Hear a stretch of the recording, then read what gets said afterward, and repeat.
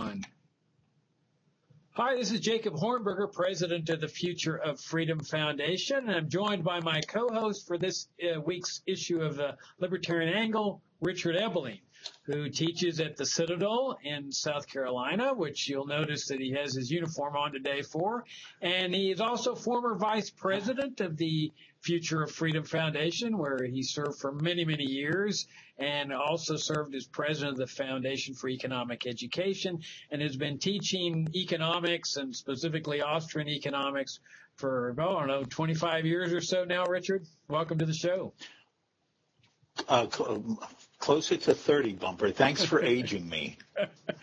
Well, welcome back to the show, because you've been my co-host before, and it was a super highly rated program, lots of hits on YouTube. And so it's nice to have you back to talk about open borders and open immigration, one of the more controversial areas of American life, as well as the libertarian movement.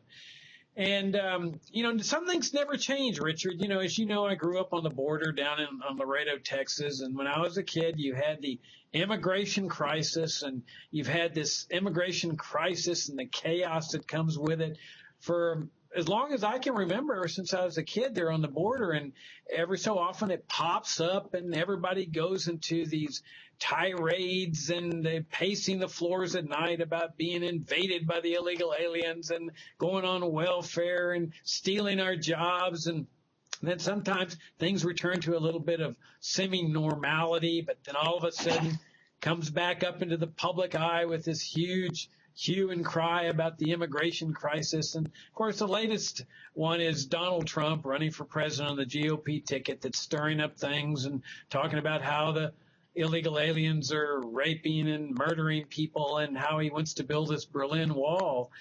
And to me, as I've written, 25 years here at FFF, you were here at the very start of the foundation.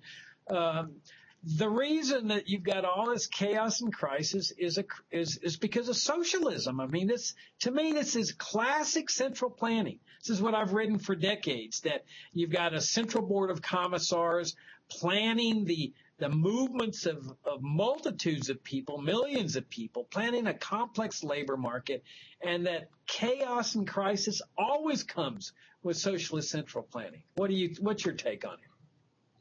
Well, you are absolutely right. This is an issue that has been cropping up, not just, as you're saying, over the last several decades in places like Texas. This, unfortunately, is the tension that has been running through a good part of American history for over 150 years. If you read the Declaration of Independence and you read the enumerated grievances as to why they're breaking away, compared to the famous part of the Declaration that, as Americans always know, we hold these truths to be self-evident. One of the enumerated grievances was, paradoxically, given our current circumstances, is that they were complaining that the British government, the King of England, was preventing people from coming to America to populate the country. But beginning in the middle decades of the 19th century, and perhaps some viewers are not aware of this, really up until almost the First World War, that is 1914, 100 years ago approximately, the United States had open borders. There were no passport requirements. You didn't need a visa. You landed at Ellis Island, and there were customs agents there, immigration agents, but they basically asked you two questions. Do you have a communicable disease? They breathe on somebody, you're going to make them sick. If you didn't, fine. If you did, they held you in quarantine on Ellis Island until the period, when you were no longer contagious. The other question they would ask you, to use a politically incorrect term today, were you an imbecile? That is, did you have a mental defect that might make you permanently dependent upon other people's money? But, of course, before the First World War, there was no welfare state. Their concern was you were going to be a burden on private charity. But if these were not problems, a communicable disease, a mental defect, you boarded a ferry on Ellis Island, took what I guess is about the 20-minute ferry ride to the southern tip of Manhattan Island, got off of the dock, and welcome to America. And, in fact, historians have estimated from the records that between 1840 and 1914, the beginning of the First World War, approximately 35 million 1.35 million people came to the United States from predominantly Europe to find a new life and a home for themselves. Now, 35 million. One response would be, but we already have 11.3 million illegals in the United States. You know, some estimates say that. But if you remember that the U.S. population was so much smaller in those middle and late decades of the 19th century, 35 million people being added to the population was a much larger percentage. So as a consequence, that was all these people just coming. They are our ancestors. We are the fortunate descendants of them. Now, were they welcomed with open arms? Yes, in many cases. But the same thing was happening. In the 1840s, because of the Irish famine, you had a wave of Irish coming. And what was the response to a lot of these Irish? Oh, these Irish, they'll never be real Americans. Well, we all know they drink too much. And besides, they're Catholics. They're Pope worshippers. How can ever, but yeah, they only listen to the Pope. They won't be good Americans. Then in the 1860s, 1870s, you have this wave of Germans, mostly because Bismarck was attempting to unify the German little principalities into what became the German Empire. And a lot of these people were escaping from the draft. They didn't be conscripted to fight into Bismarck's wars. So a wave of Germans came. And what was the response to them? Oh, those Germans, they can never be real Americans. You know, people like named Hamburger, Hornberger. Forget it. Those people can never be real Americans. Why? Because they cluster in their own little communities and only want to speak German. They don't want to learn English. And they eat sauerkraut, and they drink a lot of beer out of those giant beer steins.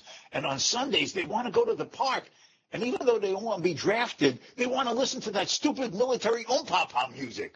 Oh, those Germans, they'll never be real Americans. And then in the 1880s and 1890s, you have this wave of Italians and Poles. Oh, Italians and Poles, again, they're constantly drinking, and more Pope worshippers. Oh, my God, it's the end of the universe. And then finally, in talking about this period before the First World War, in the 1890s, and then the first decade of the 20th century, you had a huge inflow of Russian Jews, basically because they were escaping from the pogroms, the terrible violent persecution under old imperial Russia. The Jews are coming. This really means the end of it. Well, they killed Jesus. And they capture little Christian children to make matzah out of them. I mean, that's what the little spots are.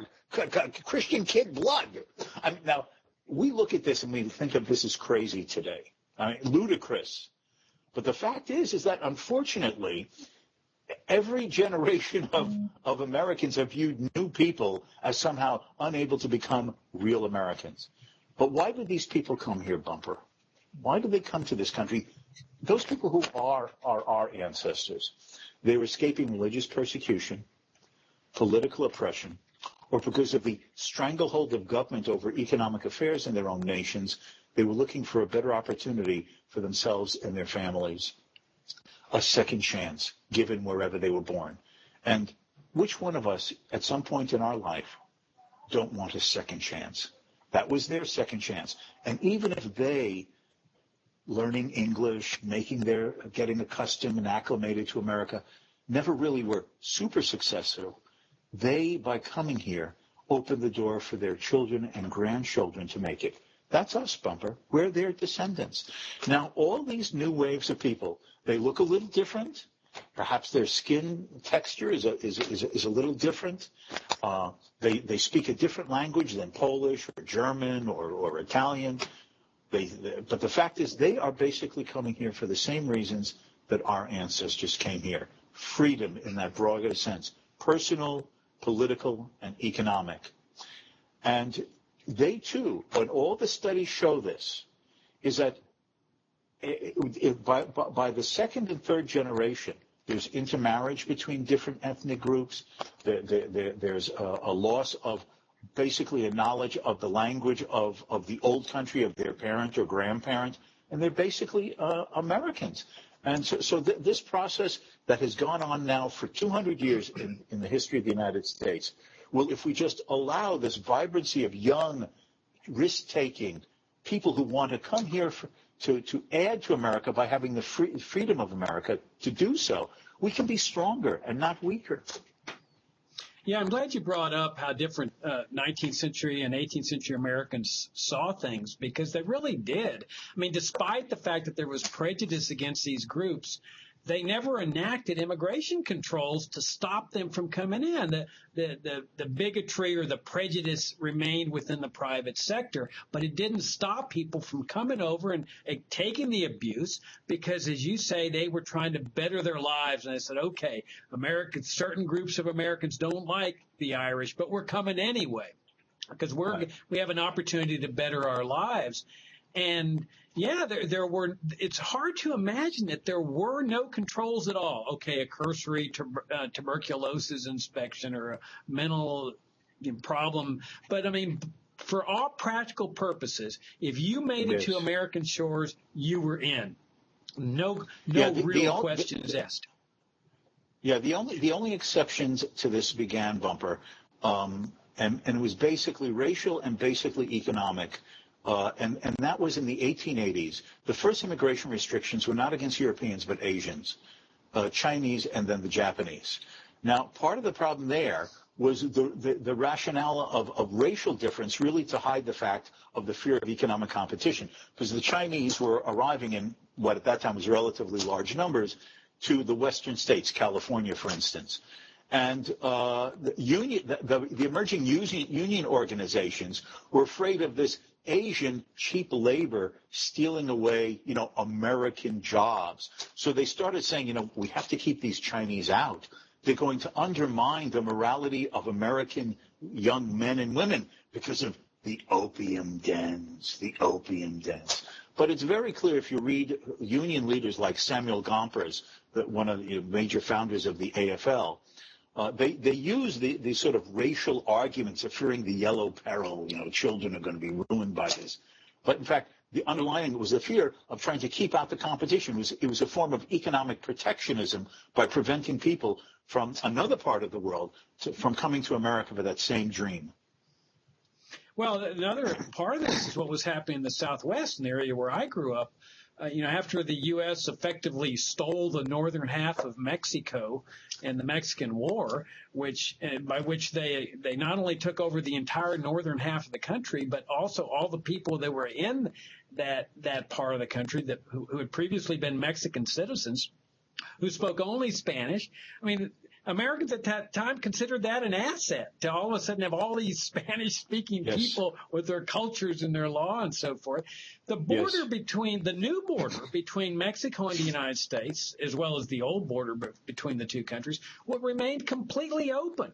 And the idea was, okay, you can come into the United States, you can open up a business, you can go to work for business, you can come to travel and trade, you retain your Mexican citizenship, but you're free to just cross back and forth. The same for Americans. Right. Americans could cross into Mexico. There weren't even those two questions. There were no border controls, no immigration officials. And it was a harmonious way of life. People would come over, start businesses, they retain their citizenship. As compared to what we have today, I mean, look at all the chaos and the crisis and the deaths on the deserts and the death in the back of 18-wheelers. I mean, this is your classic case of central planning, it seems like to me, that where you've got crisis, chaos, death, destruction, impoverishment, misery, separation of families. I mean, this is what socialism and interventionism do. And it's also a classic case, it seems to me. I mean, you're an Austrian economist, but it seems to me it's a classic case of what Mises was talking about, where one intervention inevitably leads to new interventions to solve the problem of the previous interventions. Don't we see that here? Absolutely. You're 100% right on that. The fact is that the government sets up sets up a welfare state. And inevitably, some people who come to the United States, either by intention or just at first the difficulty of landing a reasonable job, have offered to them welfare programs. So they become welfare dependent, like native-born Americans. And then that plays upon the fears, the tax burden. They're using our resources. So now you impose immigration restrictions. But what now happens? You now put people in the position that since they cannot come here legally the way they had in the past, And if they're desperate for that second chance that I referred to, they come here illegally. And what do they have? As you pointed out just now, the people who die in the desert crossing from Mexico to the United States, or the people who have died from drowning going from North Africa to some of the southern European countries who have drowned in the Mediterranean on those really not seaworthy ships just to escape the chaos in their countries. And then what happens, you also have a whole set of other layers of unintended consequences. If I can just mention a few of them, Bumper. It's often said that even if they don't go on welfare, the illegal immigrant undermines wages in the United States because they work desperately for cheap. Well, that's because they're illegal. And the only way you're going to have a job if you're illegal is someone who wants to hire you illegal. That is under the regulatory and tax code radar. Now, that means that the employer holds that illegal immigrant hostage. You better keep your mouth shut. Don't ask for, higher wages or safer equipment, because you easily could be turned in, right? And, of course, that terrifies him, because a lot of those immigrants, legal and illegal, send huge chunks of their earned money back to their families in the old country to enable them to have a more decent life than they could have if they had never come here. Now, that means that you lock these people into a narrow confine of job opportunities in the illegal black market. They can't improve their circumstances. They can't become more financially better off residents who would not have to perhaps be as dependent on some welfare programs, which if offered, invariably people end up taking them. So that's part of another element of the unintended consequence. They snowball like this. What has to be done is that we have to take a fresh look at this, as I know you think the same way, Bumper. And that is that we have to view the world as one economic space, right? By which I mean, do we care who lives in Colorado or Maine or Florida or California or, well, gee, even Virginia, where you are? I mean, we don't care about these things, right? You live where you want, you travel where you want, you buy what you want, you work where you want. And it's all one economic community, okay? Even with the regulation and everything, we still have as Americans that mobility to choose to live where we want within the United States and take up residency and employment as we find it attractive and profitable. That's how we need to look at the world. We are in a global economy. The trade, the capital investments, and both legal and illegal, the movement of peoples. And this movement of peoples is a natural part of both a practice and a philosophy and an economic betterment of economic freedom. And that's what we have to be focusing on, asking ourselves, how can we diminish the perverse incentives of the welfare state, get rid of the immigration restrictions and rules and regulations that cause these unintended effects in terms of earning a living and leaving people to die in the process of trying to escape from their home countries. We need to take that broader view of asking ourselves, how does immigration fit in to the broad agenda of moving towards a truly classical liberal, limited government, economically laissez-faire society?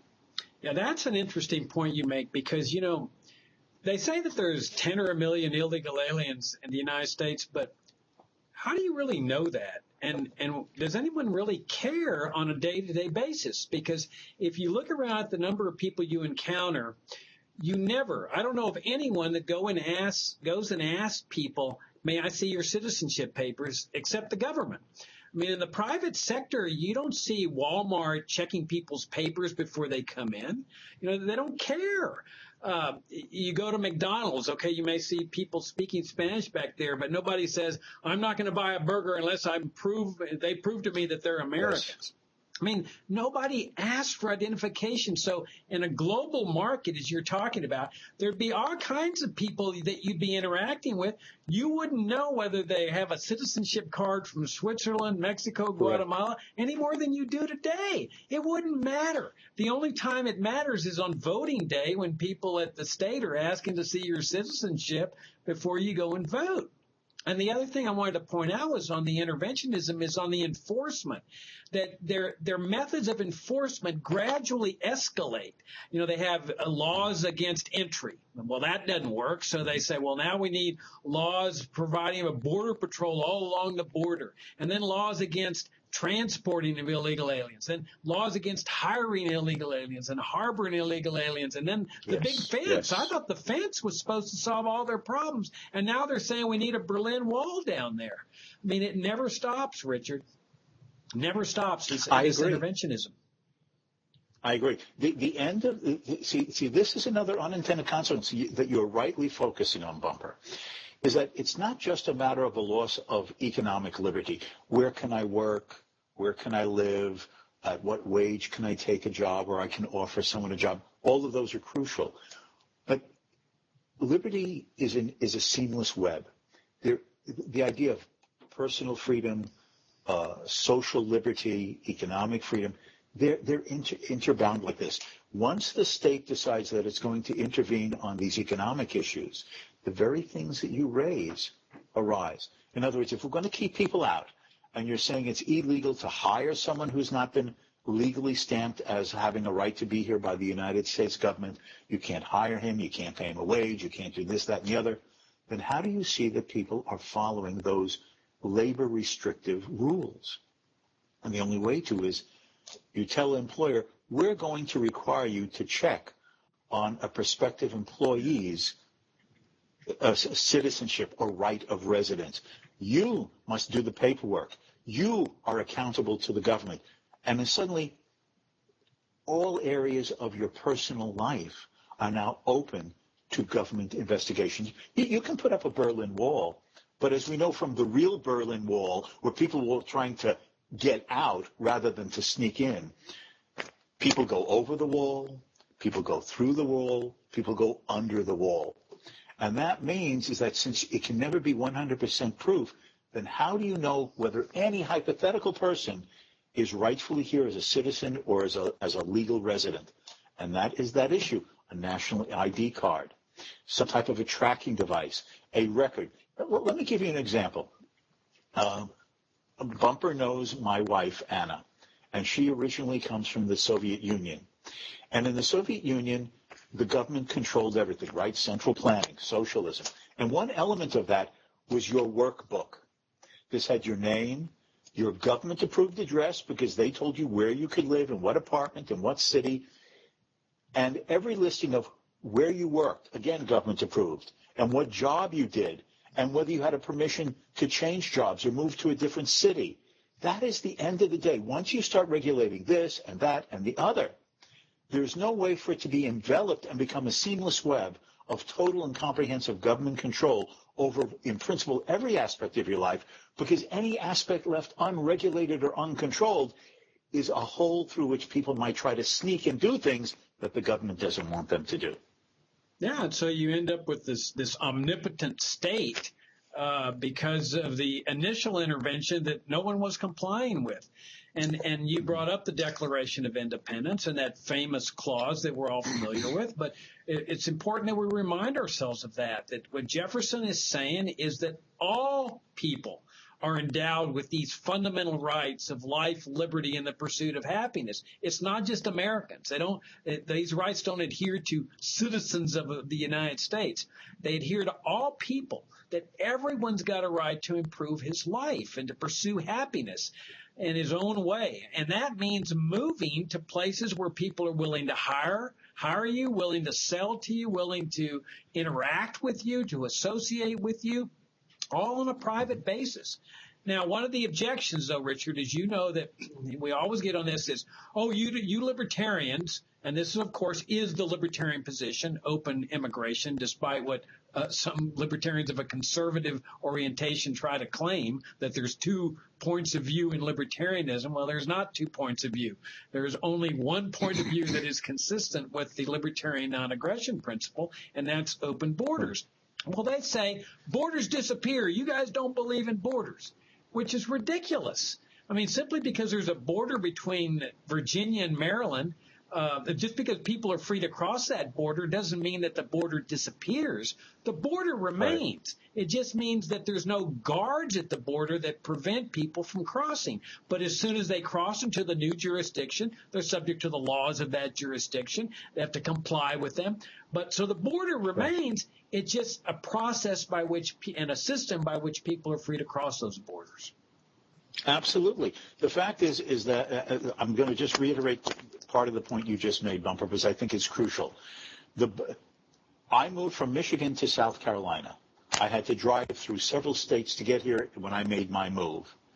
Now, there was the border between Michigan and Ohio, Ohio and West Virginia with Virginia, and so on to South Carolina. I moved freely. There was nothing separating my continual free movement when I got to a line on a map that says this is Ohio and this is West Virginia, for example. I just kept driving. But there's the highway patrol of Ohio and the state troopers of West Virginia. Each state has its own differences to some extent with driving rules and regulations on the highways, certain parts of their civil codes and state regulations and laws. And you are subject to all of those. But the point is, you're free to move to any of these jurisdictions at your own free will and choice to pursue the purposes and goals that you have for your own life, as long as you act, as classical liberals and libertarians emphasize, peacefully. That is, without force or fraud. As long as you don't do that, you can live wherever you want, and you're just subject to the jurisdictional rules and laws of that particular state. But there's no barrier of movement between the jurisdictions. If the same logic would apply. If I travel now to Canada, for example, either for a vacation or more permanently, I'm obligated to be subject to the laws of Canada, which are in many ways, which I don't know all the details of, are different from the U.S. laws. But that doesn't necessarily mean that I have to have a barrier between me and going from one side to the other, let's say, at Niagara Falls. Right, and it's your choice. You know, if you want to cross the border and subject yourself to the new jurisdiction, fine. I mean, there's more than 1 million Americans living in Mexico. They've retired there. They retain their American citizenship. Most of them don't learn Spanish. They don't assimilate. They hang out only amongst themselves. They eat hamburgers. They cheer for American sports teams. Who cares? I mean, they're seeking and pursuing happiness in their own way. And it's important that we remind people also that we're not talking about citizenship. That just because Mexicans come up here to work, or Guatemalans or whoever, doesn't mean they become American citizens. Oftentimes they're just as happy retaining their citizenship. And then they go back home and they come up seasonally. And in fact, that's one of the perverse aspects of these immigration controls, is that people are saying, well, we wish they would go back. Well, you've made it impossible for them to go back because the enforcement is so brutal. Now, but let's address another popular objection to this. And that is the welfare state argument, which you sort of alluded to, that, if they come over here, they'll go on welfare. So once you get rid of the welfare state, okay, we'll support open borders, but not before then. Mm-hmm. Well, of course, a lot of these people that say that favor the welfare state. They favor Social Security and Medicare and Medicaid and so forth. And so that becomes a never, never proposition. But my position is, Richard, is that, why should we let these statists manipulate us libertarians into violating our own principles because of their statism? I mean, most immigrants are not coming for welfare. They're coming to better their lives and get rich. And you don't get rich when you're on welfare. And so why punish, 95% of people that are innocent that want to better their lives because 5% are coming on welfare? I say, let's hew to our principles. Let everybody come in and let the welfare statists figure out what to do about those that are going on welfare. After all, there's no inherent reason why a foreigner and a non-citizen has to benefit from any aspect of the welfare state. I agree. In fact, you may recall, Bumper, that a few weeks ago I did a 2-part article which was also published on the FFF site on this immigration issue. And I said in part 2 of the article, is that for those people who are concerned about the welfare aspect of immigrants, it's very simple. For example, set up a law that says, just as for the sake of the example, for the first 15 years that you and your family are residents in the United States, you're ineligible for any welfare assistance. Social Security in terms of disability or unemployment insurance or Medicare, Medicaid, Obamacare, et cetera, public housing. You're on your own, which would be no different than for every wave of immigrants who came to the U.S. before the welfare state. Yeah. The fact is that those 35 million people came to America, as I said, between 1840 and 1914, and there was no welfare state. You had to come here and get a footing with the assistance of maybe friends and relatives who had come before, who took you in, helped you get oriented and acclimated, street smarts in your new home of America, helped you get your first job, and drew upon money that maybe friends and relatives had pooled together so you could come to America and support yourself until you on your own could bring your family and other extended relatives over. That's how it worked without welfare dependency. Was there private charity? Yes. And some people had to rely upon it, just like Americans born in the U.S. no doubt had to rely upon it. But there was no problem. It's basically just setting up a similar rule. For the first 15 years, for instance, you're not eligible. You have to work, you have to support yourself, or you have to rely upon private charity, just had been done before the welfare state. And that seems reasonable. And you see, that undermines that argument against the immigrant. When, in fact, as you're also rightly pointing out, Bumper, in most cases, those who come here either legally or illegally are not running for the welfare state. Are there some that get on welfare? Yes, just like our own fellow domestic citizen Americans. But the point is, most of them are here to get a job. They often take the jobs that Americans no longer want to do in construction, gardening, domestic work. And they fill niches that Americans don't want to. Farming, yes. But that's how earlier generations started. For example, in the middle decades of the 19th century, when there were those waves of Irish immigrants, it was very common for domestics who were working in not just the wealthy people's homes, but middle class at that time, to be young Irish girls that came here with little education, country bumpkins, and where could they get a job? As domestics. But over a couple of generations, they and their families acclimated. Some got an education, sent their kids to a school to become better educated, therefore more skilled. And the idea of the Irish domestic disappeared within 2 generations. Now, today, the image we often have is the Hispanic who does the gardening work for people, or there's that show, I forget the name of it, about maids, and they're all Hispanics working for white, wealthy people on TV. Now, to the extent that has become a niche, that I guarantee 20 years from now will no longer be the case, because those people who, by circumstances, came from Latin American countries will have moved up the ladder, they and their children, and they won't be choosing to work as gardeners or domestics anymore because they won't have to in terms of education, skill, and income. And then maybe someone else will do it, or by that time we'll have robots to do it all. Well, that changes. It's not frozen in time. Yeah, and that's really the whole story of the 19th century, where the first generation would be extremely poor, but they work really hard, and their children would be bilingual. They'd speak both the language of the home country and English. By the third generation, they wouldn't be able to speak a word of the foreign language, and they'd be sometimes embarrassed of their grandparents for speaking with a thick accent. And they were fully assimilated Americans. And this has been the wave of immigrants with each wave of immigrants, this has been the situation. One of the things that I'm most proud about, and as being a libertarian ever since I discovered libertarian, is this position on open immigration and open borders. And tell the audience that you and I co-edited. You were the premier editor of a book that we've published here at FFF. It's available at Amazon.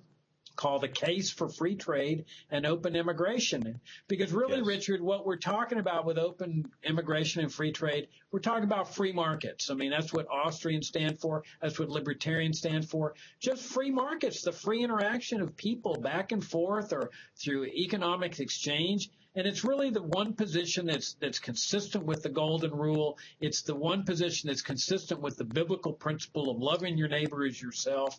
It's really got it all, and it's one of the things that makes me most proud to be a libertarian.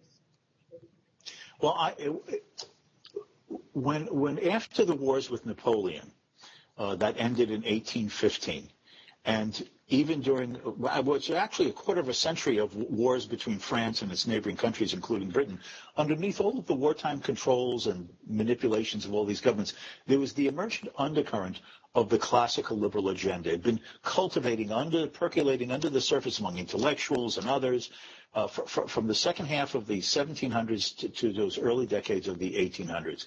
And once the wars with Napoleon ended, there was peace in Europe. Those ideas bubbled to the surface. One example of it was the free trade movement. Let goods and services move freely across borders without protectionist restrictions, controls, or prohibitions. But another part of that agenda was the conscious advocacy by those classical liberals of the elimination of the passport, which had dominated because France and Britain are at war. You just can't let anybody go in between their countries. So they had passport controls.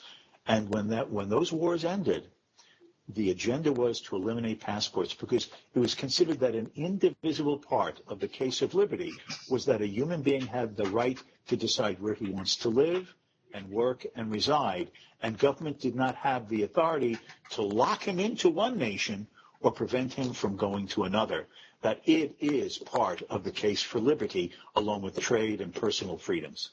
Yeah, isn't it ironic that the switch started really taking place with the anti-Asian immigration laws in the late 1800s at the same time that the progressive movement was taking place in the shift toward the welfare state?